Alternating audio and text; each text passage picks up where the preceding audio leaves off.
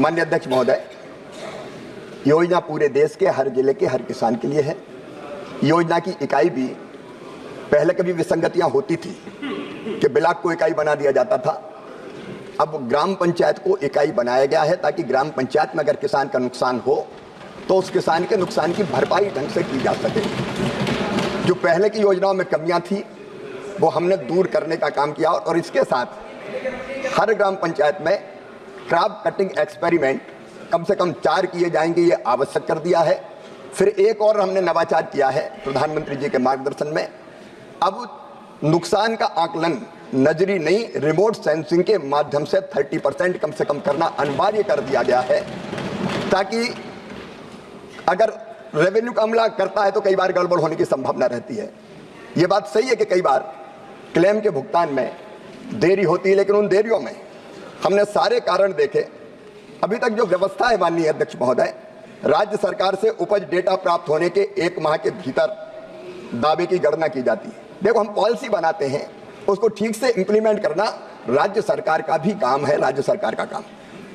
और उस दावे के भुगतान में अगर देर होती है तो अब एक प्रावधान में माननीय सदस्य जी को बताना चाहूंगा, हमने कर दिया है कि बीमा कंपनी अगर देर करेगी तो उस पे 12% की पेनाल्टी लगेगी जो सीधे किसान के खाते में डाली जाएगी। लेकिन देरी के कारण में अगर हम गए तो अधिकांश 90.98% कारण है राज्यों द्वारा प्रीमियम सब्सिडी में अपने हिस्से को देर से जारी करना।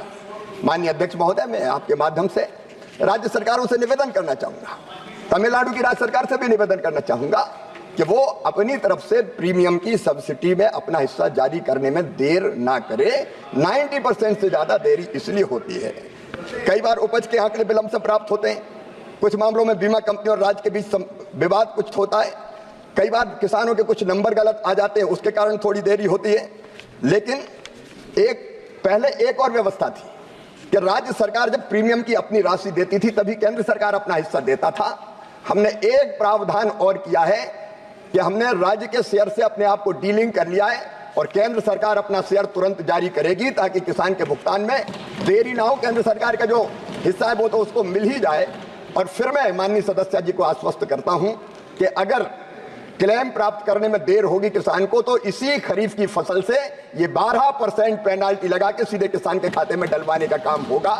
जहां तक योजना के बारे में कोई समिति बनाने का सवाल है, आज मुझे आवश्यकता महसूस नहीं होती। माननीय सदस्य अगर कोई सुझाव देना चाहेंगी तो उनका स्वागत।